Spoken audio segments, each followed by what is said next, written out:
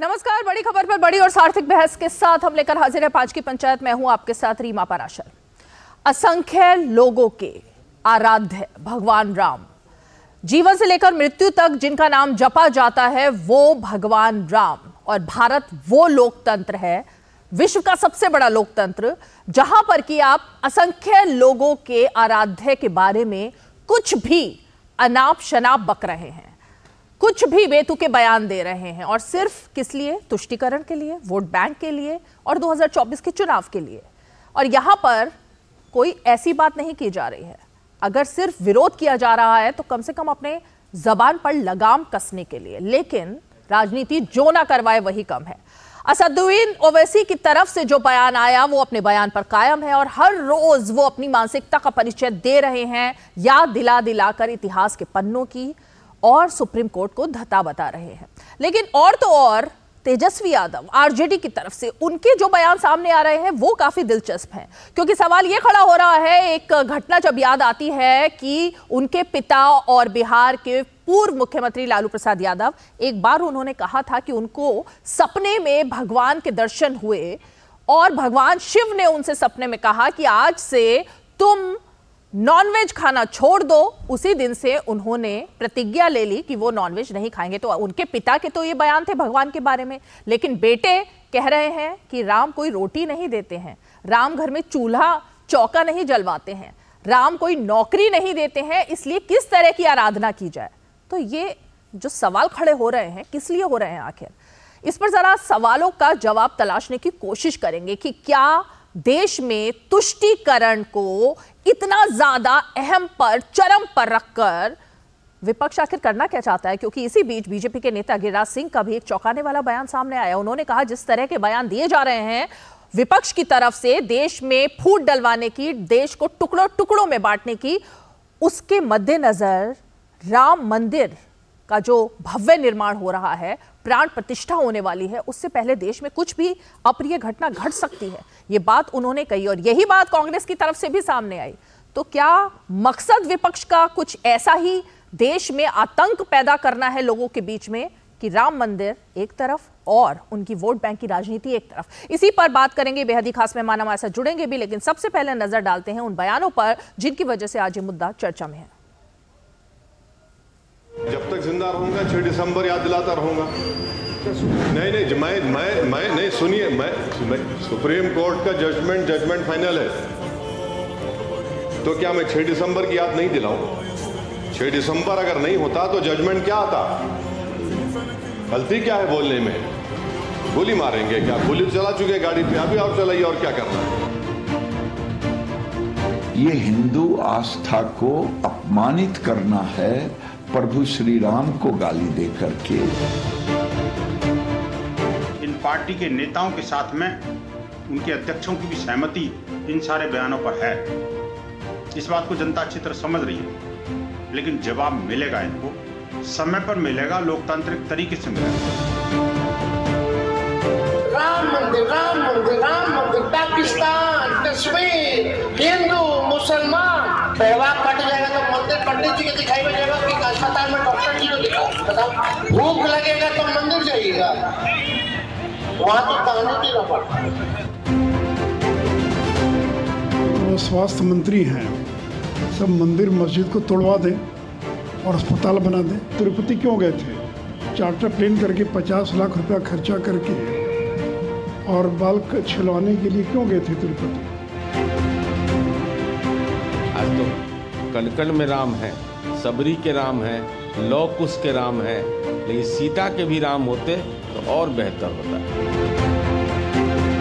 राम हमारी आस्था का प्रतीक है, उनके ऊपर ऐसी गलत टिप्पणी करना गलत है और उनके ऊपर, इसके ऊपर बाकायदा कार्रवाई होनी चाहिए।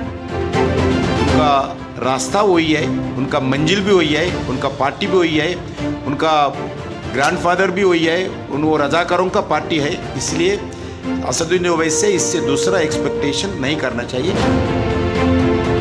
राम पक्ष विपक्ष में निष्पक्ष है, राम सबके हैं। जो राजनीतिक पार्टियां अपना राजनीतिक वजूद बरकरार रखना चाहती हैं, उनको किसी भी प्रकार की मर्यादा पुरुषोत्तम भगवान श्याम पर अभद्र टिप्पणियों से बचना चाहिए।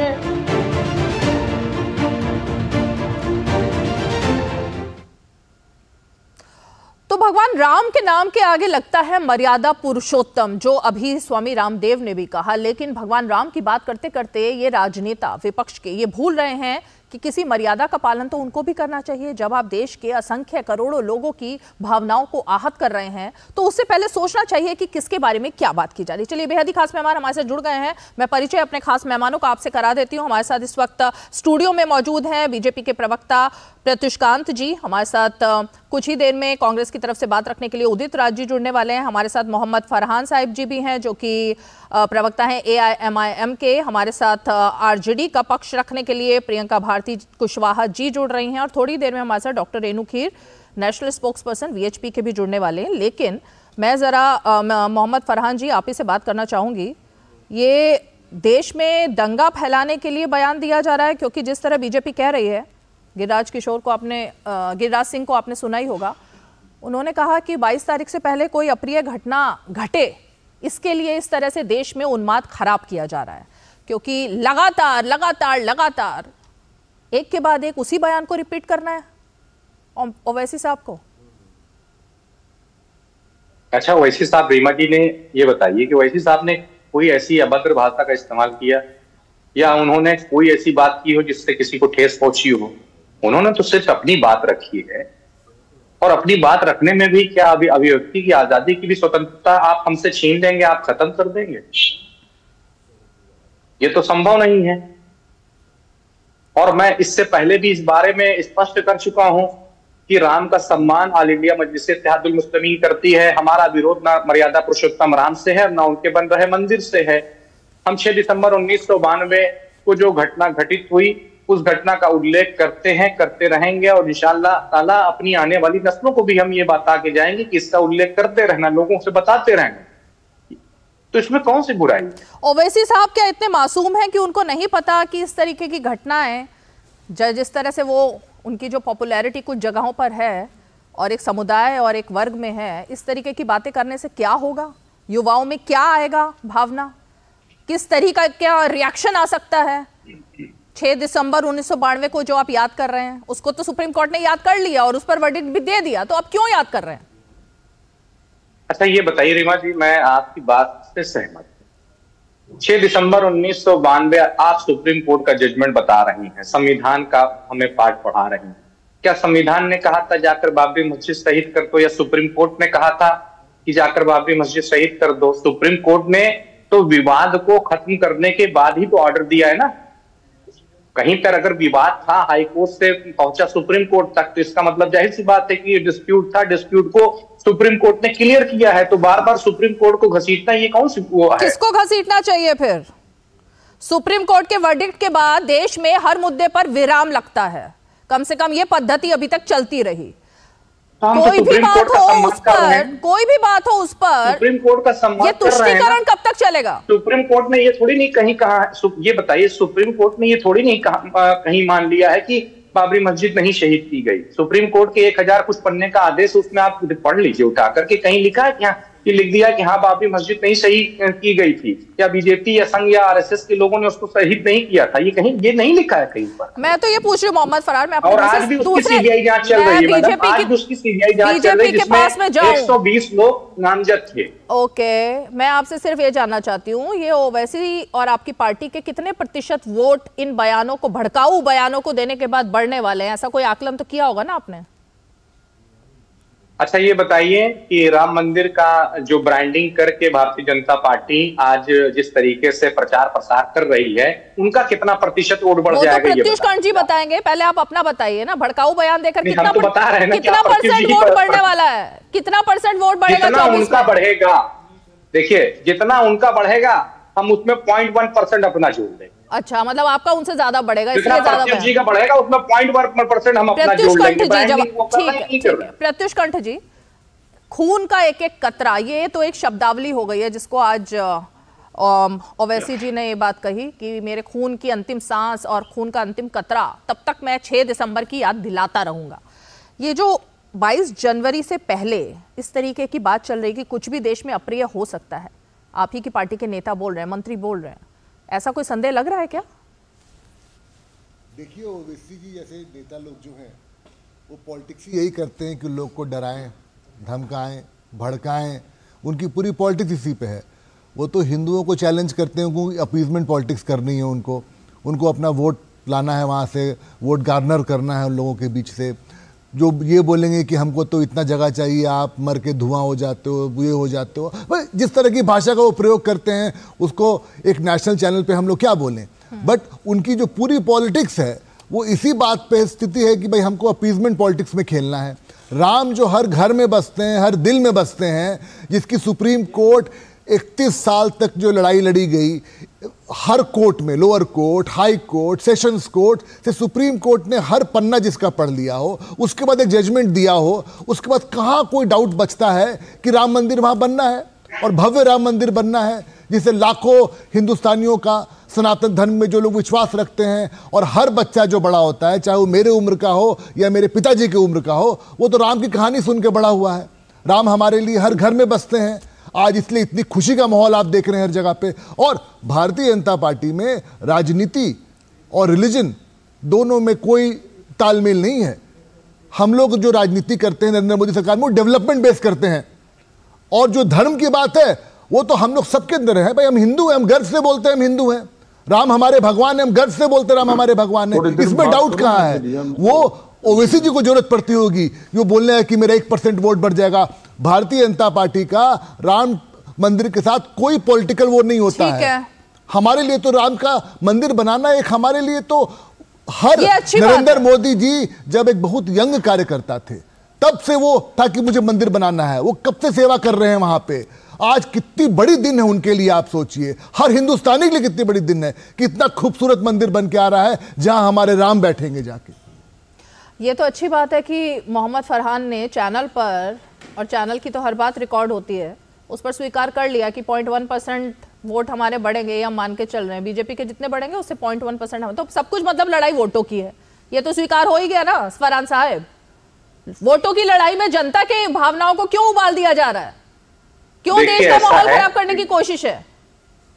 बीजेपी के प्रवक्ता ने तो स्वीकार नहीं किया अभी तक कि उनका वोट बढ़ रहा है। मैंने उनसे कहा था ना आपके माध्यम से ही कि अगर वो कहते हैं वही मैं कह रही हूं, हमारे यहाँ मैं भी मानने को तैयार हो जाऊंगा कि उनका जितना बढ़ेगा उसमें 0.1% जी हमारे यहाँ तो डेवलपमेंट की पॉलिटिक्स होती है। आप राम के नाम पर हर घर, ये भी देखिए रिकॉर्ड में आ गया ना कि बीजेपी राम के नाम पर वोट बैंक बढ़ाना चाह रही है। रीमा जी ये भी रिकॉर्ड में आ गया। ऐसा उन्होंने कहा नहीं अभी तक। हम क्यों बोलेंगे? हम तो आपको बता रहे हैं हमको वोट किस पे आ रहा है। आप सुन लीजिए, हमको वोट आता है हर घर सिलेंडर, हर घर शौचालय, हर घर बैंक अकाउंट, हर घर फर्टिलाइजर, फार्मर, औरत, जवान, वो हमको वो वोट देता है। रिलीजन की पॉलिटिक्स जो है, धर्म की जो पॉलिटिक्स है, वो तो भाई आप लोग करते हैं, इसीलिए आप वोट बेस देख रहे हैं, वोट परसेंटेज देख रहे हैं। जल्दी से एक लाइन में फिर उदित राज जी का रुख करूंगी, बोलिए। देखिए, आपने सिलेंडर की बात की, शौचालय की बात की। सिलेंडर तो आपने दे दिया है मगर लोग उसको भरा नहीं पा रहे हैं। खूब भरा रहे हैं, तभी वोट आ रहा है, तभी हम जीत रहे हैं, हर स्टेट में इलेक्शन जीत रहे हैं और बहुत बड़े मात्रा में जीत रहे हैं। सुन लीजिए, आपके पास एक ही हथकंडा है, वो है सिर्फ और सिर्फ तुष्टीकरण, धर्म के नाम पर हिंदू और मुसलमान को लड़ाना और मुसलमानों को ये दिखाना कि जो है मुस्लिम है ये टोटल राम के विरोधी हैं, ताकि हिंदू आपका खुश हो। मगर अब आप सुन लीजिए, आप गफलत में हैं, हिंदू खुश नहीं हो रहा है, हिंदू आपकी सारी रणनीति को अच्छे से समझ रहा है और आप क्या कर रहे हैं। अभी तक मुझे ऐसा लगता था कि आपकी पार्टी ने कुछ एक वर्ग का ठेका लिया है, लेकिन अब लगता है कि मुसलमानों से हटकर हिंदुओं का ठेका भी ले लिया। ऐसा कुछ चल रहा है क्या? उदित राज जी, देश राम में है, इससे किसी को कोई भी, मुझे लगता है कि इसमें असमंजस है ही नहीं। देश भर में उल्लास है, आप भी मुस्कुरा रहे हैं और मुझे लगता है कि मन के अंदर तो आपके भी भगवान राम कहीं ना कहीं होंगे ही।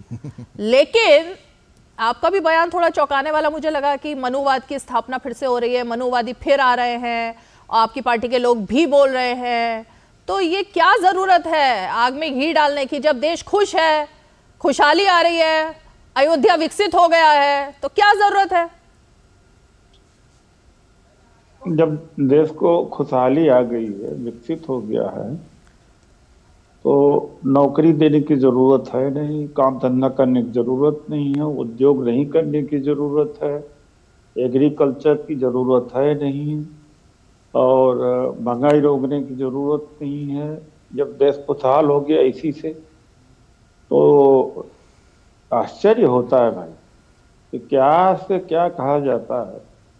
मतलब है कि जैसे कि पहले देश था ही नहीं, देश में पहले खुशहाली थी ही नहीं, लोग जिंदा ही नहीं थे और सब मरा पड़ा था, सब रो रहे थे, विलाप कर रहे थे, कुछ था ही नहीं धरती पर। क्या कहना चाहते?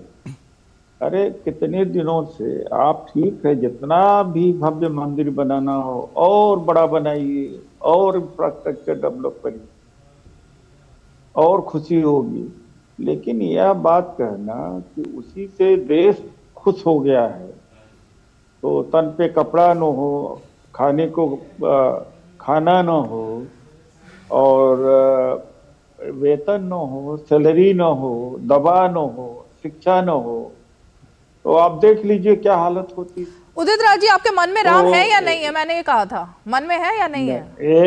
नहीं, आप सुन लीजिए। तो आप कोई हमारी परीक्षा लेने वाले नहीं हैं। मैं परीक्षा दूंगा आपसे कि हम क्या करते हैं, क्या नहीं कर सकते हैं, हमें खुद बोलना होगा। एक दूसरी बात यह है कि इतने दिनों से ठीक है राममय हो रहा है भारत, अच्छी बात है।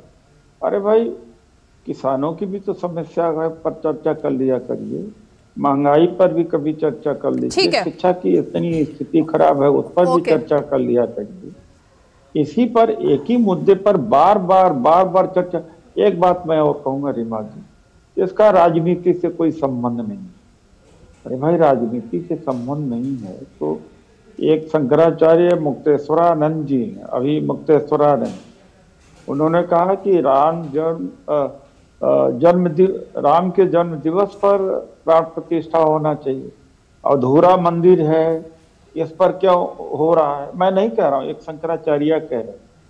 अरे इतना भी झूठ नहीं बोलना चाहिए। अरे हो ही सब वोट के ले रहा, हो ही सब वोट के ले रहा है उदित राज जी। ठीक है, लेकिन आपने एक बात थोड़ा 5-10 सेकंड नहीं, उनको बड़ा टाइम दिया है। बोलिए। हाँ, देखिए ऐसा है, हमने भी धर्म की परिभाषा पढ़ी और वो वजह से जो सबसे बड़े धार्मिक हुआ करते थे वो एकांत में हिमालय के कंदराओं में जा करके भक्ति लगाते थे और पूजा करते थे। ये होता है भक्ति। ये भक्ति है, यानी मतलब ये भगवान से भी बड़ा मोदी जी को दिखाया गया चित्र में, और चित्र में मोदी जी उंगली पकड़ा करके राम का चल रहे हैं। अगर ये विपक्ष ने किया होता ना, अब तक पता नहीं कितना दंगा होता, कितने मुद्दे उठाए जाते, कितना ये लोग अपमानित कर रहे हैं। लेकिन यह है कि सर कहाँ हुआ उदित राज जी ऐसा, जब राहुल गांधी ने अपना टी शर्ट के ऊपर पहनकर जो जनेऊ पहना था वो निकाल के दिखाया, तो देश में दंगा कब फैला था? नहीं फैला। जब अपनी रुद्राक्ष की माला कपड़ों के ऊपर पहनकर दिखाई तब भी नहीं फैला था दंगा। उसके अलावा सुनिए, कमलनाथ जब जाकर हनुमान चालीसा का पाठ कराते हैं, दंगा तब भी नहीं होता देश में। तो सिर्फ नरेंद्र मोदी के राम मंदिर जाने से दंगा हो जाएगा? नहीं, मैं आप सुन नहीं पाएंगे। जो चित्र जारी किया कर्नाटक में, और जब उद्घाटन था, चित्र जारी करने में राम का चित्र बहुत बाल्यकाल का चित्र बहुत छोटा, मोदी जी का बड़ा। मोदी जी अंगुली पकड़ा करके भगवान का दिशा दिखा रहे।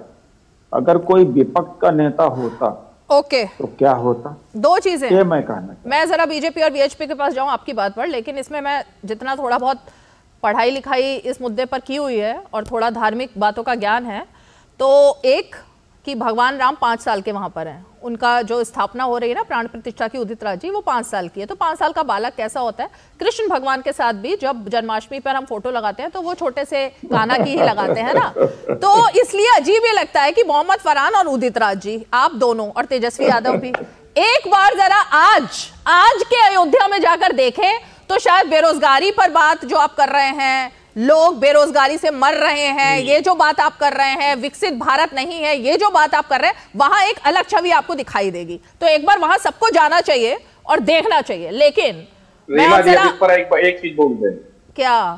अरे टैक्स पेयर की पैसा कहीं भी लगा लो। अरे सर, देश की सारी जनता क्या हिमालय पर जाकर भक्ति करने लगे? फिर आप कह रहे हो हिमालय के कोने में जाकर भक्ति कीजिए। मतलब देश की जनता, देश की पूरी जनता जो है उसको भक्ति कर रही है, तो हिमालय चले जाए। आप इंटरनेशनल एयरपोर्ट बनाओ, आप ट्रेनों की सुविधाएं बढ़ाओ, रेलवे बढ़ाओ। ये कहीं भी जंगल में अगर आप हजारों करोड़ रुपया डाल करके इंफ्रास्ट्रक्चर बढ़ाओगे तो हर जगह जगमग होगा। वहां तो है ही है, तो होना चाहिए ना, तो है ही है। अयोध्या क्यों अछूती रहे? क्यों अछूती रहे अयोध्या? होना चाहिए ना विकास, दिक्कत क्या है उसमें? अरे मैं कौन कह रहा हूं कि नहीं होना चाहिए, लेकिन यह भी तो है, अगर ब्रेड खरीदने आप जाती है ना, तो मैं तो ब्रेड खाती नहीं, 100 रुपए का होता नहीं। अगर मान लीजिए बिस्कुट चाय भी है, जो भी है, हाँ। उस पर आप जो जीएसटी देती है ना, हाँ। वही पैसा है, वही आम जनता के पैसा से टैक्सपेयर से मोदी जी हवाई जहाज पर घूम रहे हैं, ट्रेनें चल रही हैं, सब कुछ चल रहा, आम जनता कंट्रीब्यूशन है। तस्वीर कुछ दिनों पहले सामने आई थी कर्नाटका के मुख्यमंत्री की, जिसमें वो एक प्राइवेट जेट में बैठ करके फोटो सेल्फी ले रहे हैं और वो फोटो वायरल किया गया। उनके साथ एक उद्योगपति थे, वो दोनों लोगों की फोटो काफी वायरल हुई। उस प्राइवेट जेट के बारे में अभी तक सवाल कांग्रेस की तरफ से हुआ नहीं, लेकिन जल्दी से प्रत्युष जी जवाब दीजिए और उसके बाद रेणु जी के पास में आऊंगी। लगता है उदित भाई आजकल हिंदुस्तान में कम रह रहे हैं, क्योंकि वो नहीं देख रहे हैं वो ये नहीं देख रहे हैं कि ये जो इकोनॉमिक ग्रोथ है, हम जो थर्ड बिगेस्ट इकोनॉमी बनने वाले हैं सर, ये भूखमरी से ट्रेड के ग्रोथ के बिना नहीं होता है। आपका जब इकोनॉमी में अपलिफ्टमेंट होता है तो सबका होता है। इकोनॉमी में ग्रोथ कैसे होता है? और आप तो इतने पढ़े लिखे हैं, आपसे ज़्यादा कौन समझ सकता है इस बात को? तो आपको एक्सेप्ट करना चाहिए कि 2014 के बाद से हिंदुस्तान ने एक बहुत बड़ा लीप लिया है और आज वर्ल्ड के हर बड़े नेता इस बात को मान रहे हैं। G20 उसका एक बहुत जीता जागता उदाहरण था उस चीज़ का। ये तो आपके इकोनॉमिक की बात आप बोल रहे हैं, देश में दुखमरी है, ये है, कुछ नहीं है सर, वरना आप छत्तीसगढ़, राजस्थान और ये सारे तीनों स्टेट के इलेक्शन ऐसे नहीं जीतते हो। पब्लिक भारी मात्रा में वोट दिखा रही है। तो इनका एक सवाल था। दूसरा मैं क्विकली जवाब दे देता हूँ रीमा जी, अगर आपका परमिशन हो तो, कि सर ये जो राम टेम्पल की आप बात देख रहे हो, ये पहुंची कैसे यहां तक? उदित राज जी, ये तो कांग्रेस का दिया पूरा खेल है। 31 साल से लड़ाई लड़ रहे थे। अब आप मणिशंकर अय्यर बोलते हैं कि 10,000 रूम था, कौन सा रूम है उसमें बताइए। शशि थरूर बोलते हैं हर हिंदुस्तानी दुखी होगा जिस दिन वो टेम्पल बनेगा। महाराष्ट्र के चीफ जो है ना बोलते हैं कि राहुल गांधी भी उतना ही वॉक करते थे, राम जी वॉक कर, दोनों बराबर है। अब राम और राहुल गांधी को कंपेयर कर दोगे? सर प्लीज सर, अभी तक इस बात पर दंगा हुआ नहीं। जो हिंदू है उदित राज जी, दंगा नहीं हुआ इस बात पर। राहुल गांधी को राम से कम, भगवान राम से कंपेयर करने पर। राहुल को कंपेयर कर रहे हो सर, ये ऐसा कैसे होता है? मोदी जी तो राम से बहुत बड़े दिखाई दिए। मोदी जी एक बहुत बड़े नेता है, वो अपना चश्मा है देखने का। चलिए आगे बढ़ते हैं। रेणु, डॉक्टर रेणु, ये जो शंकराचार्य जी का उन्होंने बात की उदित राज जी ने, इस बात को लेकर लगातार कंट्रोवर्सी चल रही है। मैं ये जानना चाहती हूँ, थोड़ा सा आप इनका जवाब दीजिए, फिर मैं आगे जरा प्रियंका भारती जी के पास जाऊंगी। धन्यवाद रीमा जी। मैं अपनी प्रतिक्रिया 2 भागों में रखना चाहूंगी। सबसे पहले तो जो यहाँ पे मुस्लिम स्कॉलर हैं, जो स्कॉलर नहीं है, AIMIM के प्रवक्ता हैं वो। जी प्रवक्ता हैं, उनको मैं बताना चाहूंगी, यूं तो सारे ऐतिहासिक तथ्य जो सो कॉल्ड मस्जिद को लेकर हैं हम सबके समक्ष हैं। और हिंदू समाज ने, विश्व हिंदू परिषद ने श्री राम मंदिर भूमि को लेकर एक बहुत लंबे समय तक संघर्ष किया। हिंदू समाज ने संघर्ष किया और उस संघर्ष को संवैधानिक रूप से लड़ा और नवंबर 2019 में संपूर्ण हिंदू समाज ने उसको जीता भी, जब सुप्रीम कोर्ट ने स्वयं संवैधानिक तथ्यों के साथ, पुरातात्विक तथ्यों के साथ यह साबित किया। संवैधानिक रूप से लड़ा जरूर होगा, मगर थोड़ा संवैधानिक रूप से नहीं था, असंवैधानिक रूप से आपने तोड़ने का था। तो सबसे पहले तो उनका जो ये क्लेम है मस्जिद वाला, वो पूरी तरीके से अपने आप में झूठा साबित होता है।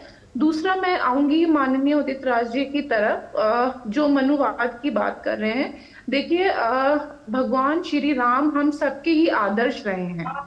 और उन्होंने कहीं ना कहीं एक आदर्श समाज की स्थापना की है, एक वो समाज जिसमें समाज के आने वाले हर तबके, हर वर्ग के लिए स्थान था, जहां पर एक सामाजिक सौहार्द, सामाजिक समरसता की बात थी। तो मुझे लगता है कि ये राम मंदिर कहीं ना कहीं वर्तमान समय में जो हमारे युवा हैं, उनमें जो हमारे भारतीय मूल्य हैं, जो भारतीय आदर्श हैं, उनको बढ़ावा देंगे। और साथ ही साथ मैं समझती हूँ कि भारतीय राजनीति में भी एक नया मोड़ आएगा, एक राम राज्य। और यहाँ राम राज्य का मतलब एक धर्म विशेष की प्रभुता नहीं, उसका प्रभुत्व नहीं, बल्कि सभी समाजों के लिए किस तरीके से काम किया जाए, ये एक जो आदर्श है वो वर्तमान सरकारों को देखने को। ओके, तो जहां तक बात है विकास की, जैसे उदित राज जी और बहुत सारे यहाँ पे बैठे प्रवक्ता उसी विषय पे बात कर रहे हैं। इस श्री राम जन्मभूमि मंदिर के निर्माण के बाद जिस तरीके से अयोध्या नगरी का विकास हुआ है, हो रहा है, टूरिज्म बढ़ेगा, अभी वहां पर नया एयरपोर्ट बना है, तो लोकल लोगों को उससे डेफिनेटली वहां पे रोजगार के अवसर भी। डॉक्टर प्रियंका, ठीक है, प्रियंका भारती जी, ओके, प्रियंका भारती जी, तेजस्वी यादव को लेकर सवाल खड़े हो रहे हैं। एक तरफ लालू यादव के सपने की बात हो रही है कि उनको तो भगवान शिव ने कहा था सपने में आकर कि तुम नॉनवेज छोड़ दो, तो उसके बाद वो शाकाहारी बन गए, तब से उस दिन के बाद से उन्होंने हाथ तक नहीं लगाया। दूसरी बात, तेजस्वी यादव अपनी पिक्चर ट्वीट करते हैं और उसमें वो जाते हैं बच्चे का मुंडन करवाने के लिए सीधे तिरुपति बालाजी। मतलब ये रील और रियल लाइफ की जो लड़ाई चल रही है, ये क्या है, क्यों कर रहे हैं? जी, अब मैं अपनी बात रख रही हूँ। नया साल है, आपको बहुत बहुत शुभकामनाएं इसके लिए सभी को। और बिहार में नए साल की शुभकामना हम कैसे दे रहे हैं पता है आपको? 13 तारीख को 1.25 लाख रोजगार का नियुक्ति पत्र बांटने जा रहे हैं हम लोग।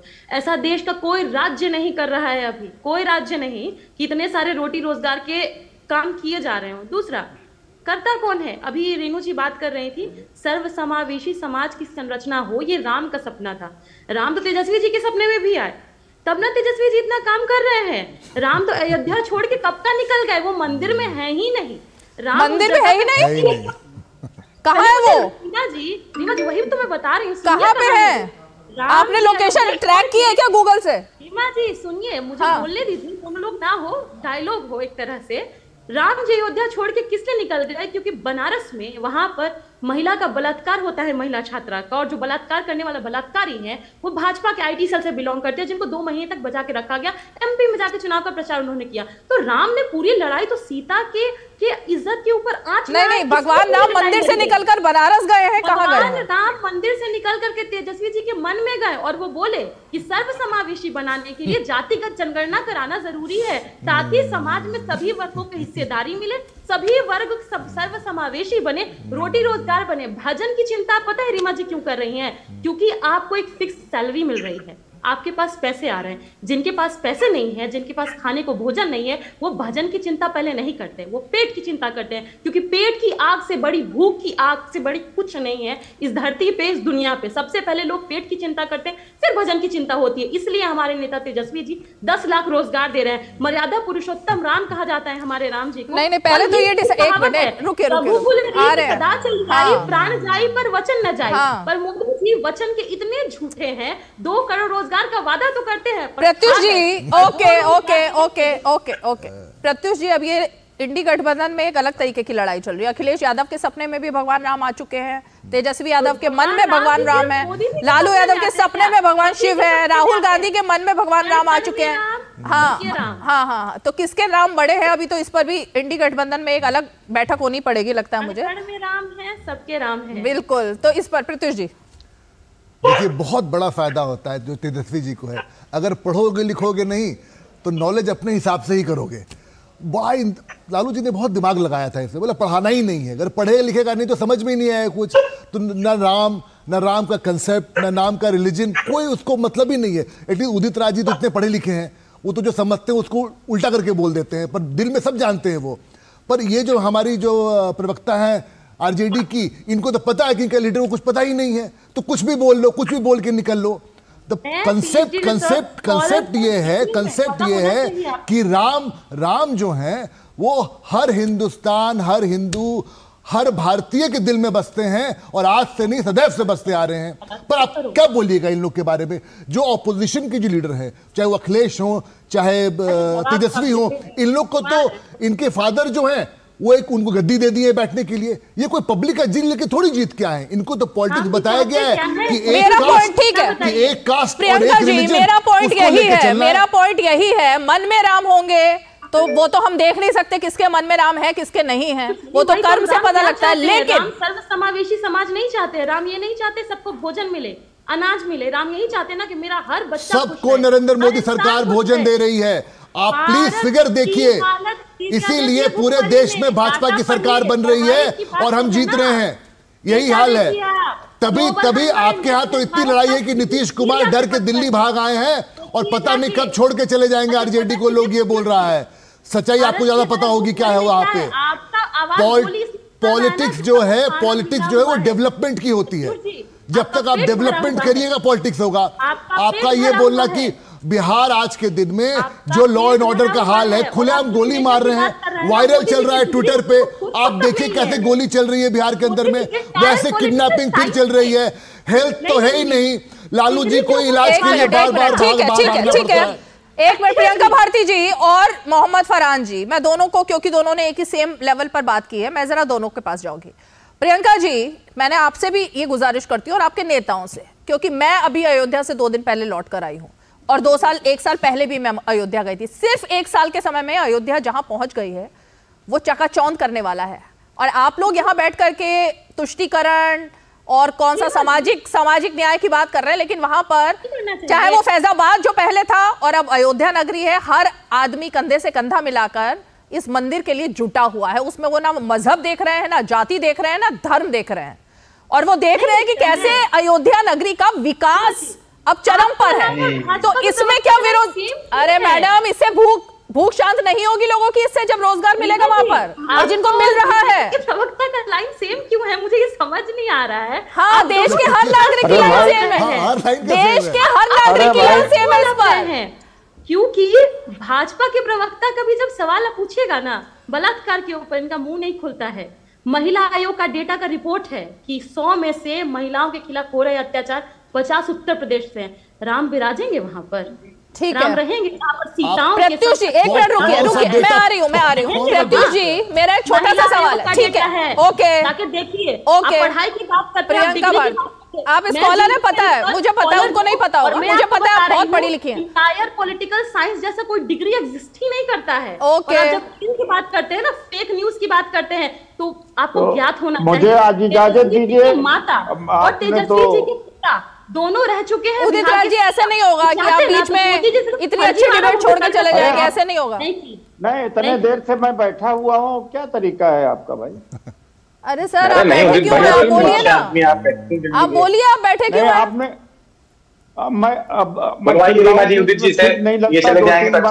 सारा किया हूँ, आप नहीं देखिए, भारी डिमांड है आपकी उदित जी, सब कह रहे हैं कि उनको जाने मत दीजिएगा। रीमा जी बुलाइए हमारे बड़े भाई उदित राज जी से। एनीवेज, उदित राज जी और प्रियंका भारती जी, सिर्फ मेरा ये सवाल प्रत्युष जी से, क्योंकि अभी अटैक उन पर हुआ, उसके बाद आ रही हूँ उदित जी आपके पास। उदित जी, आप ही के पास आ रही हूँ कि जब बिहार में जब खनन माफियाओं की तरफ से एक महिला अफसर को दौड़ा कर मारा जाता है, उसकी वीडियो वायरल होती है, वो अपना सब कुछ छोड़कर चली जाती हैं जबकि वो अफसर हैं। जब पुलिस कर्मियों के ऊपर गोली चलती है क्योंकि वो क्राइम को कंट्रोल करने की कोशिश करते हैं, लेकिन कुछ होता नहीं है, तो उस पर बीजेपी क्यों सवाल नहीं उठाती? प्रत्युष कर्ण जी, बीजेपी तो रोज, आप रीमा जी देखिए, रोज बीजेपी सवाल उठा रही है। रोज, ये छोड़िए, बिहार के जो बच्चे हैं जो स्कूल और कॉलेज में पढ़ रहे हैं, वो रोज अपने फेसबुक पे, ट्विटर पे, सोशल मीडिया पे डाल रहे हैं, ये दिखाने के लिए कि कितना बुरा हाल है लॉ एंड ऑर्डर का वहां पे।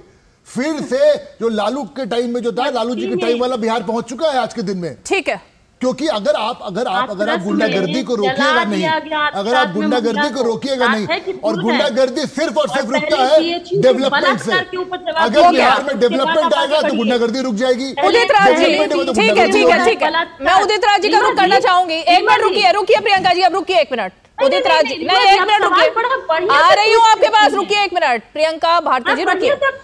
उदित राज, आपके मुंह से एक बार बीएचयू के बलात्कार के ऊपर एक स्टेटमेंट क्यों नहीं निकला? आप पूछिए ना ये सवाल। मैं इसलिए सवाल नहीं पूछूंगी क्योंकि बलात्कार के ऊपर स्टेटमेंट देने से ज्यादा पुलिस की कार्रवाई क्या हो रही है वो मायने रखता है। यहाँ पर बयानबाजी मायने नहीं रखती, जिसकी कार्रवाई मायने रखती है। पुलिस ने तुरंत अरेस्ट किया, उनके साथ पूछताछ की और जिस तरीके से चीजें हो रही है वो मायने रखती है, या टीवी चैनल पर बैठकर बयानबाजी मायने रखती है? मेरे लिए बयानबाजी मायने नहीं रखती। प्रियंका भारती एक मिनट, उदित राज जी एक मिनट रुकिए। उदित राज जी, मैं आपसे यही जानना चाहती हूँ कि जब आपने जो बात कही, विकसित भारत की बात हो रही है ना, रोजगार की भी बात हो रही है, तो ये बार बार हर रोज सुबह उठ करके जो नेता लगातार चाहे वो कांग्रेस के हों, तेजस्वी यादव हों, ओवैसी हों, क्यों फिर हर बार भगवान राम पर एक कटाक्ष करना है और पूरे दिन का एजेंडा चला देना है और चाहते हैं कि हम इस पर बात करें? इसीलिए डिबेट करनी पड़ती है उदित राज जी। नहीं, आप अगर बात का बतंगड़ आप बनाएं, अगर तेजस्वी जी ने कहा कि जैसे हार्ट अटैक हुआ या डेंगू है, मलेरिया है, डिहाइड्रेटेड है आदमी, तो कहाँ जाएगा? हॉस्पिटल ही तो जाएगा ना। हाँ, उसको आपने ऐसा जोड़ दिया, मतलब है कि बवाल और विवाद आप पैदा करते, वो नहीं पैदा करते। नहीं, ये मीडिया कर रही है और विपक्ष नहीं कर रहा। मीडिया कह रही है कि बोलिए कि 6 दिसंबर को मैं हमेशा याद दिलाऊंगा नौजवानों को, नौजवान अपनी मस्जिदों को बचाने के लिए काम पर लग जाए, ये मीडिया ने कहलवाया है। अरे वो तो बीजेपी के पार्टनर हैं, वो अलग बात है, वो अलग बात है जो अब आप कह रहे हैं। इस पर मीडिया को क्यों थोप रहे हैं? दूसरी बात है, नहीं, आप तेजस्वी जी ने जो बयान दिया वो यथार्थ से दूर है। कल अगर मान लो आपको एक्सीडेंट हो जाए, कार से आप घर जा रही हैं, तो कहाँ जाएंगे? हॉस्पिटल ही तो जाएंगे।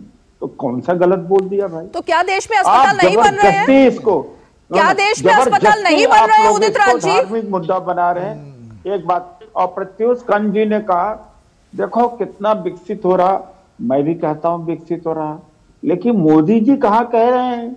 मोदी जी कह रहे हैं कि 80 करोड़ लोगों को मुफ्त में हम खिला रहे हैं।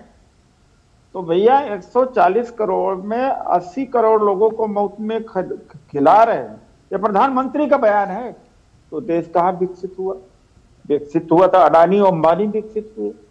अरे भाई, देश की अर्थव्यवस्था चाहे जितनी बड़ी हो जाए, लेकिन असमानता अगर है तो उससे, उस धन संपत्ति से हमें क्या लेना देना भाई? उदित सर, मैं आपको बस एक बार ब्रेक करूंगा। उदित सर, देखिए मैं बीच में बोलता नहीं हूं। सर आपको पता है कितनी इज्जत करता हूं? बोला नहीं हूं। आपकी कितनी इज्जत करता हूं सर? एक मिनट, बहुत इज्जत किया हूं सर। मैं भी बहुत इज्जत करता हूं, मैं एक लाइन खाली बोलना बस। सर प्राइम मिनिस्टर तो ये बोलते हैं कि हम 63,000 फैमिली को, 63 लाख लोगों को पॉवर्टी लाइन से ऊपर ले आए हैं सर। तो पॉवर्टी लाइन से ऊपर आएंगे तो सर देश का इकोनॉमी बढ़ रहा है तभी ना सर। और आपसे ज्यादा इकोनॉमी कौन समझता है?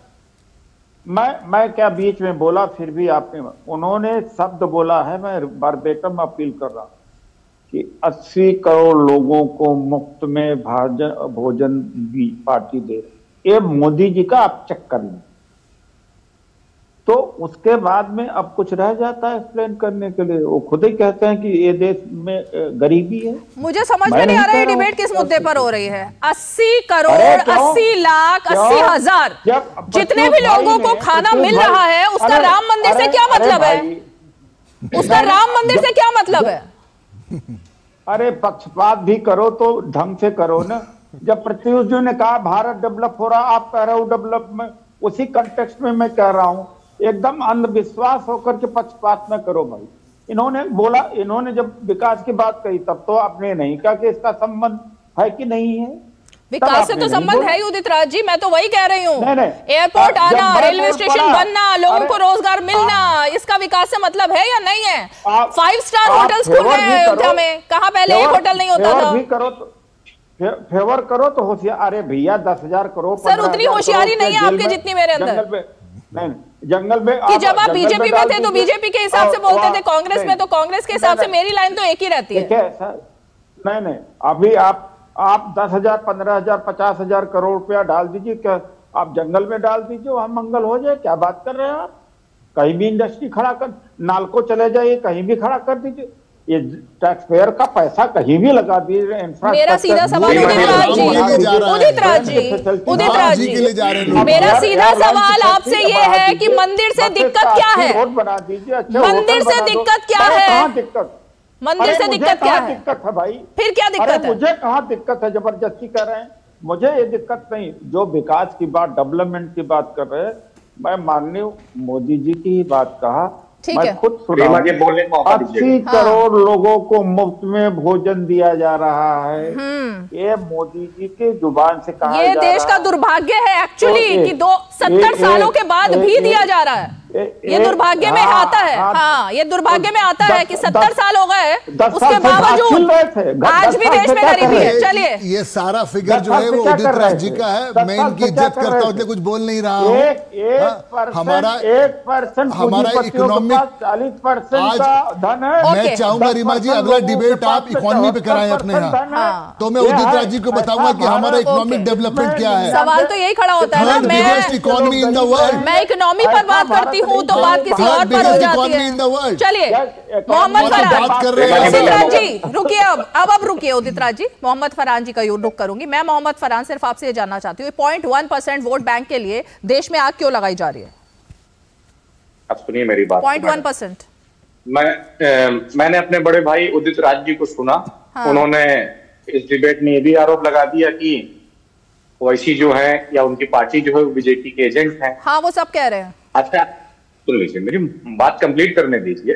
हाँ। मैं ये कहता हूँ कि जब उदित राज जी ने भी कहा, सबने कहा, अच्छा सुन लीजिए, उदित भाई मैंने आपकी बात को बहुत धैर्य से सुना। आपने गलत बोला, सही बोला, क्या नहीं बोला, मैंने उसमें कोई तीखा टिप्पणी नहीं की, क्वेश्चन मार्क नहीं लगा। अब आप भी सुनिए ना, धैर्य इसी को कहते हैं, धैर्य मत खोइए। कांग्रेस में धैर्य नहीं सिखाया जाता, हमको लगता है। कम से कम भाजपा में ये धैर्य तो सिखाया जा रहा है। प्रत्युष जी सुन तो रहे हैं, तो नहीं रहे हैं बीच में। अब सुनिए मेरी बात को, ये भारतीय जनता पार्टी का हमें एजेंट बताया, हमारे ओवैसी साहब को बताया, पार्टी को बताया, तो इसका मतलब भारतीय जनता पार्टी एक बुरी पार्टी है। तभी तो उन्होंने जोड़ा एमआईएम को भारतीय जनता पार्टी के साथ। उसी बुरी पार्टी में उदित राज जी 5 साल रहे, वहां से सांसद रहे उसी पार्टी से। और जब ये सांसद थे तभी जय श्री राम का नारा लगाते थे और राम मंदिर आंदोलन के लिए अभियान चलाया करते थे, तब ये बुरी नहीं थी। आज जब कांग्रेस में आ गए हैं तो अपना जय श्री राम का नारा लगाएंगे और ये भी बताएंगे कि मनुवादी विचारधारा वहां पर खड़ी हो जाएगी, वहां राम के मंदिर बनने से दिक्कत हो जाएगी। एमआईएम पार्टी पूरी मजबूती के साथ ये बात कहती है कि हमारी लड़ाई न तो मर्यादा पुरुषोत्तम राम से है और ना उनके बन रहे मंदिर से है, ना उनके किसी लोगों से है। हमारी लड़ाई जिससे थी हमने एक बार में स्पष्ट कर दिया, वही बार बार हम उस चीज को नहीं चलाना चाहते। मगर मैं ये कहना चाहता हूं, ये जो दोहरे चरित्र के लोग हैं जो ये बात बताते हैं कि भाजपा का सीधा हमसे तालमेल है, वो खुद भाजपा में लोग रह करके आए। उदित राज जी, अब ये बात अगर मैं कहती तो आप कह देते कि होशियारी से कुछ संभल कर पक्ष लो। अब मैंने तो कहा नहीं, ये तो ओवैसी साहब के प्रवक्ता बोल रहे हैं। जय श्री राम तो आप बोलते थे ना जब बीजेपी में थे, या नहीं बोलते थे? अरे जय श्री राम की टी-शर्ट पहन के टहलते थे। देखिए टी-शर्ट पहन के नहीं देंगे भाई। अरे कहाँ है वो टी-शर्ट? अब जय श्री राम की टी-शर्ट पहन के वो टी-शर्ट कहाँ है उदित राज जी? हुए थे भगवा, तब घर पे झंडा लगवाए हुए थे भगवा, जय श्री राम के झंडा लगाए हुए थे। और उस टाइम जब ये बयान दिया करते थे राम मंदिर के चित्र पीछे रखा करते थे उदित राज जी। और आज राम मंदिर का विरोध कर रहे हैं। उदित राज जी, इतनी बारीकी से मैंने भी कभी ऑब्जर्व नहीं किया था कि आपके पास टी शर्ट भी है जय श्री राम की और झंडा भी है और भगवान का फोटो पीछे था। अभी ये कह रहे थे कि बीच में इंटरप्ट नहीं करना चाहिए। आपने सवाल मुझसे पूछा, एक तो ये जो बोल रहे हैं, एक भी कहीं फोटो वोटो दिखा देंगे तो मैं भी देख लूंगा कि कहाँ पर मैं शर्ट पहन करके घूमा हूँ। ओ भाई जी दिखा दीजिएगा, नहीं आप इनको दे देना, रीमा जी मुझे भेज दे एक बार। अरे हम कल वो कर देंगे, ट्वीट कर देंगे। आप अरे भाई कहने तो दो, आप कहने तो दो भाई बीच में। वो ट्वीट कर देंगे, उस पर देख लेना, आप वो कह रहे हैं। हाँ। नहीं आप कह दीजिएगा एक बार। दूसरी बात है, मेरे भाषण हैं 500-600 टेलीविजन पर, पार्लियामेंट में आप चले जाइएगा और देख लीजिएगा। 250-300 बीजेपी के मुद्दों के या बीजेपी से मतभेद है हमारे। अब है ना, बात है अब मतभेद जो है। अरे भैया सुन तो लो। हाँ। उस समय के भाषण जब मैं एमपी था, उस अच्छा, अपनी पार्टी में रहकर आप अपनी पार्टी की खिलाफत करते थे उस वक्त, आप ये कह रहे हैं? खिलाफत नहीं, अगर गलत है तो गलत है। अच्छा, ओके। और आप चेक कर लेना, अगर एक बार झूठ निकल जाए। रीमा जी, इस पर एक चीज कहना चाहूंगा। रुके कंप्लीट। बीच में बार अब हमारे धैर्य को मत खोजिए। मैं बीच में मैं नहीं इंटरफेक्ट। अच्छा ठीक है, बोलिए आप ही बोलिए। क्षमा चाहता हूं प्रभु, आप बोलिए। सबरीमाला क्षमा चाहता हूं, बोलिए। जब सबरीमाला मंदिर के ऊपर जब 4 जजेस का जजमेंट आया, बीजेपी ने विरोध किया, मैंने बीजेपी का विरोध किया। हमने कहा गलत, औरतों को भी मंदिर में जाने का है, इसीलिए आप कांग्रेस में चले गए ना? विरोध नहीं किया। ओके, नहीं, किस चीज के ऊपर विरोध नहीं किया? हमारी शर्तों को नहीं माना। हम एक शर्त के साथ गए थे बीजेपी के साथ। हाँ। हमारी शर्त के साथ गए, जब सत्ता में आए तो हमें धोखा दिया। और फिर जब एमपी की पहली बैठक हुई इलेक्शन होने के बाद, और वो जो था सूरज कुंड में पहली बैठक में, नहीं वो बैकग्राउंड मुझे पता है उदित राज जी, मुझे पता है बैकग्राउंड किस लिए आप गए, क्या हुआ था। अभी तो सवाल आपने कह दिया, आपके पास कोई टी शर्ट नहीं है जय श्री राम नहीं लगा सकता। ठीक है, क्या बात कर रहे हैं? आपके पास कोई वहां भी रह करके दाग नहीं लगा सकता। अच्छा, ओके। बाहर रह करके भी एजेंट बन सकता है। ओके, आपके पास कोई, अरे सुनिए तो सही, आपके पास कोई टी शर्ट नहीं है जय श्री राम की ना?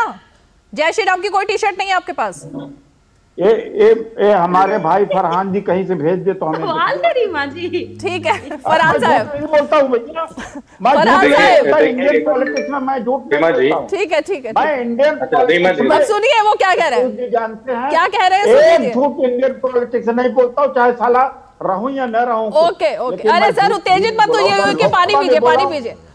आप मेरे लोकसभा में चले जाइए। नहीं आज तक झूठ नहीं बोला। अच्छा ठीक है, मोहम्मद फरहान झूठ नहीं बोला, झूठ बोलते सामाजिक जीवन में हूँ मैं। एक मिनट उदित भाई, मैंने किया होता तो मैं कह देता यस मैंने किया। अब सुनिए जवाब सुनिए। अगर टी शर्ट पहना होता तो मैं कह देता यस। अच्छा टी शर्ट नहीं है, बात खत्म हो गई ना? नहीं है टी शर्ट आपके पास? नहीं किया आपने कुछ। ऐसी बातें क्यों करते भाई, ऐसी बातें क्यों करते? मोहम्मद फरहान चलिए आगे बढ़िए। अब आप देखिए उदित भाई हमारे हैं, गुस्सा हो गए हैं चैनल पर बैठ के, वो भी हमसे हुए हैं, बाकी चैनल से तो नहीं हुए। मैं एक बात कहना चाहता हूँ, कर रहे हो जब मैंने आपको नहीं किया, जब उनके पास टी शर्ट नहीं है क्यों बोल रहे हो बार टी शर्ट की बात? हम ही कह रहे हैं कि उनका समय हो गया, अब मेरा समय आया है बोलने के लिए। मेरे भाई एक बार इंटरप्ट किया था तो इन्होंने लेक्चर दे दिया, इन्होंने 4 बार 5 बार इंटरप्ट किया तो मैं। अरे सुन तो लीजिए उदित भैया, बड़े भैया सुन लीजिए, मुझे भी सुन लीजिए। खाली आप सुनने नहीं आया हूं, मुझे भी आप सुनेंगे ना। सुनना और सुनाना है, टीवी चैनल की डिबेट में यही है, सुनना है और सुनाना है। तो अब देखिए एक बात मैं कहना चाहूंगा रीमा जी, उदित भाई ने अपनी सारी बातों से डिनाई कर कि जाने से पहले ना उन्होंने टी शर्ट पहनी, ना उन्होंने भगवा झंडा लगाया, सब बातों से डिनाई कर दिया। चलिए एक बार मैं इनकी बात मान लिया इनकी बात, ठीक है। मगर एक पार्टी से, जिस पार्टी में अब प्रेजेंट टाइम ये एक पार्टी है शिवसेना, उद्धव गुट, ठीक है, उनके प्रवक्ता टीवी चैनल पर आज भी बैठ करके इस चैनल पर भी और अनेकों चैनल पर बैठकर कहते हैं कि हाँ मैंने बाबरी मस्जिद शहीद किया है और हमने उस ढांचे को गिराया है, और उस ढांचे को गिराने के बाद की बात कर रहे हैं आज भी प्रेजेंट टाइम, ठीक है। और उससे गठबंधन किसका है? कांग्रेस पार्टी का है, वो इंडिया अलायंस में है, ठीक है। उसके बाद इनको मुसलमानों का वोट भी चाहिए, ठीक है, मुसलमानों का वोट भी चाहिए। और ये सेकुलर हैं और हम पर आरोप लगते हैं कि हम कम्युनल हैं और हम भारतीय जनता पार्टी के एजेंट। अब बताइए कि सोचिए कि ये डिनाई करके सारी बात। प्रियंका भारती जवाब देंगी, ठीक है। सुनिए एक मिनट एक आखिरी बात कहना चाहूंगा। एक मिनट रुकिए। हाँ भैया एक आखिरी बात। नहीं उदित राज जी से सवाल है, मोहम्मद फरहान। एक मिनट मैं ये कह रहा हूँ, 25 जी बैठे हैं, प्रवक्ता हैं, मैं बहुत रिस्पेक्ट करता हूं, बहुत सीनियर व्यक्ति हैं, बहुत सभ्य व्यक्ति हैं, ये बता देंगे। अभी इनसे पूछिएगा कि भारतीय जनता पार्टी की सदस्यता लेने से पहले एक तरीके से इंटरव्यू होता है, वो चाहे जितना बड़ा व्यक्ति हो, और अगर जब तक उसको ये नहीं कहलाया जाएगा कि हाँ तुम्हारी आस्था राम में है कि नहीं है, और इसके अलावा तुम राम मंदिर के प्रति आस्था रखते हो कि नहीं रखते हो, तब उसकी जाकर ज्वाइनिंग होती है। मैं मान नहीं सकता हूं कि उदित राज जी ये बात ना कहे हो, वहां जाके बात डिनाई कर दिए, उसके बाद इनकी ज्वाइनिंग करा दे। और अगर इन्होंने डिनाई किया होता तो उदित राज जी को जिंदगी में बीजेपी ना लेती और ना टिकट देती। उदित राज जी जवाब दीजिए। उदित राज जी, आपसे ऐसी कोई प्रतिज्ञा ली गई थी क्या बीजेपी में शामिल होने से पहले, और आपने दी थी? ये 2013-14 में इनकी वो हालत नहीं थी। मेरे घर पर आते थे। कौन? और इनको मैं क्या बताऊं, बीजेपी के बड़े बड़े नेता, नाम नहीं लेना चाहता हूं, मेरी शर्तें मानते थे, मैं उनकी शर्तें नहीं माना हूं। और जिस दिन प्रेस कॉन्फ्रेंस करके ज्वाइन किया हूं, उस दिन के प्रेस स्टेटमेंट निकाल के दे दूं तो आप आश्चर्य रहोगे। हमने प्राइवेट सेक्टर में रिजर्वेशन के मुद्दे पर गया था कि आप सत्ता में आएंगे तो प्राइवेट सेक्टर में रिजर्वेशन, ठीक है, कोई धार्मिक नहीं है। उस दिन का स्टेटमेंट है हमारा। ये जो कह रहे हैं ना, आ रही हूँ भारती जी, रुकिए एक सेकंड, क्योंकि इतने आरोप प्रत्यारोप लग रहे हैं ना। एक मिनट जवाब ले लेते हैं प्रत्युष जी से। प्रत्युष जी, कोई भी बीजेपी में आता है तो बीजेपी की विचारधारा तो कम से कम उसको अपनानी पड़ती है, वरना तो पार्टी उसको लेगी नहीं। क्या उदित राज जी के केस में एक्सेप्शन था क्या? एक मिनट मेरी विचारधारा आपकी विचारधारा और मतलब बीजेपी की विचारधारा से अलग थी, तो क्या एक्सेप्शन के तौर पर लिया गया उदित राज को? प्रत्युष जी जल्दी से जवाब दीजिए, फिर भारती जी के पास एक बात और बता दूं। रुकिए उदित राज जी प्लीज, बहुत देर हो गई है, बहुत देर हो गई। एक मिनट, प्रत्युष जी जवाब देंगे। ऐसी बात है रीमा जी। 10 सेकंड आपको यह भी जानकारी हो, हैरानी होगी कि मैंने कोई बायोडाटा नहीं दिया था कैंडिडेट के लिए। चेक करा लीजिए अगर बायोडाटा मिल जाए। ओके, ऐसा है, नाक रगड़ के आए थे। नाक रगड़ के प्रत्युष जी, ऐसा है रीमा जी, कहीं बायोडाटा नहीं है। ठीक है, सुनिए जवाब। अरे जवाब सुनिए। अब मुझे बोलने दीजिए सर। आप हमारी हैसियत नहीं जानते। उस समय की बीजेपी अलग थी, आज अलग है। अब मुझे बोलने दीजिए, मैं एक मिनट में जवाब दे दूंगा। 1 मिनट का 10 सेकंड का जवाब प्रत्युष जी, फिर भारती जी। चलिए 10 सेकंड। ऐसा है कि ऐसा है कि अरे सर आप लोग ऐसे ही करते रहेंगे, मुझे दूसरे गेस्ट के पास भी जाना है। प्रत्युष जी जवाब दीजिए जल्दी। गलत बोल रहे हैं, अरे जो भी गलत। चलिए नहीं जवाब दे पा रहे। ऐसा है, आप सर आपने बोलिए, मैं बोल लेता हूँ सर। बोलिए भारतीय जनता पार्टी एक मात्र पार्टी है जो आइडियोलॉजी बेस्ड है। जो भी पढ़ा लिखा आदमी आएगा, जैसे ये पढ़े, ये बिना आइडियोलॉजी जाने आएगा कि भारतीय जनता पार्टी में क्या है। और उदित राज जी बहुत ही छोटे नेता है, आदमी बहुत पढ़े लिखे हैं, बड़े हैं, बट भारतीय जनता पार्टी किसी के यहाँ भी आके ये नहीं बोलेगी जो कहानी बताना चाह रहे हैं। ये आज इनको एक परिवार के अंदर काम करना मंजूर है कि जहां माँ बेटा बहन चलाती है पार्टी, वो मंजूर है इनको। और भारतीय जनता पार्टी जो आइडियोलॉजी बेस्ड पार्टी है, जहां पे कि ये नहीं पता कि अगला प्रेसिडेंट कौन होगा, ये नहीं पता कि अगला नेता कौन होगा, आज जो बड़ा नेता है कल कार्यकर्ता हो जाएगा, वो ऐसी पार्टी की बात कर रहे हैं वो। और वो एक फैमिली पार्टी में काम कर रहे हो और वो बोल रहे हो वो पार्टी भारतीय जनता पार्टी से कोई अलग है।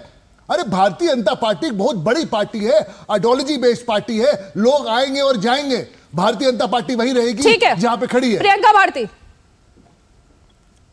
जी। रीमा जी, सबसे पहले तो मुझे ये कहना है कि 1 घंटे के डिबेट में बोला कि 2 मिनट का बाइट लेना है, बाकी लोग को आप बोलते रहे और आप 2 मिनट का समय दे दें, वैसा करने के लिए मत बुलाया कीजिए, सही नहीं लगता है। 2 मिनट का बाइट लेके फिर हमें भी कहिए, हम भी रुखसत हो जाए। बात यहाँ पे बाइट की नहीं है मैडम, पार्टी कौन क्या कर रही है, किसकी पार्टी का क्या स्टैंड है, किसकी पार्टी का कितना वोट है, किसकी पार्टी की कितनी सीटें हैं, वो सब पे भी बात होती है ना। ऐसे नहीं होता, ऐसे नहीं होता। चलिए बोलिए, अब टाइम वेस्ट कर रही हैं। भाषा से क्यों लग रहा है कि भाजपा के कार्यालय से कोई लिख के भेजा हुआ है, आप पढ़ रही हैं, ऐसा क्यों लगता है? सही लगता है आपको?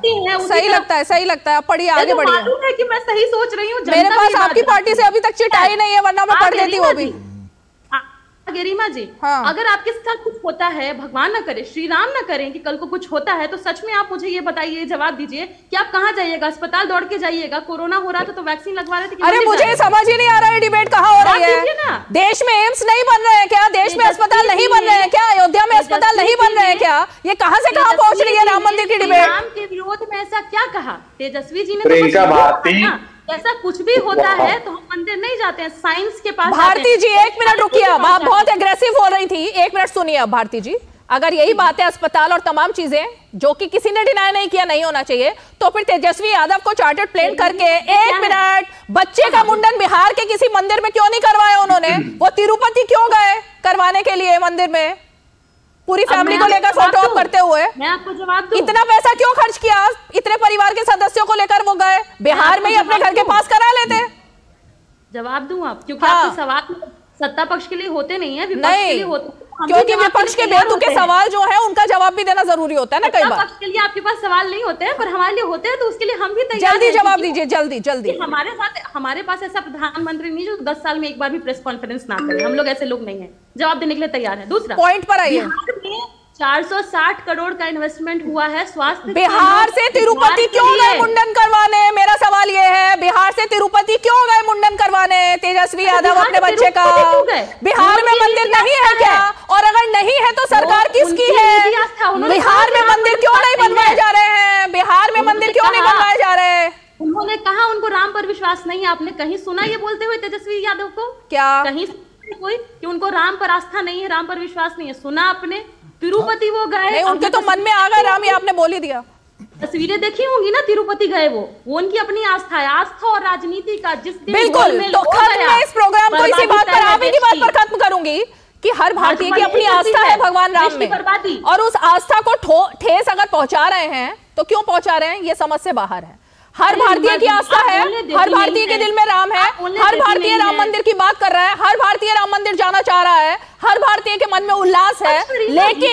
लेकिन ये तुष्टीकरण और वोट बैंक कहां लेकर जाएगा, मुझे समझ नहीं आ रहा। चलिए, बहुत बहुत शुक्रिया आप सभी खास मेहमान हमारे साथ 5 की पंचायत में जुड़े। और इसीलिए जब जब भगवान राम पर इस तरह से वार हुए हैं, तो चाहे वो त्रेता युग रहा हो या उसके बाद से लेकर अब तक कलयुग में भी भगवान राम को तो और मां सीता को इसी तरह के बौछारों का सामना करना पड़ा था। लेकिन जवाब देने की जरूरत शायद नहीं है, क्योंकि अभी तक ये तय कर पाना विपक्षी गठबंधन के लिए मुश्किल सा होता जा रहा है कि वो राम के साथ खड़े हों या राम के खिलाफ खड़े हों। और इसमें एक खबर ये भी है कि कांग्रेस पार्टी उसने एक रणनीति अपनी बना ली है कि राम के नाम पर राजनीति की मुद्दे पर वो ऑफिशियली जाएंगे ही नहीं, और इससे एक तरीके से वोट बैंक भी सज जाएगा और अपने आप को वो 2024 में खड़ा भी कर लेंगे। चलिए, आज 5 की पंचायत में इतना ही। सोमवार को फिर होगी मुलाकात, तब तक के लिए हमें दीजिए इजाजत। नमस्कार।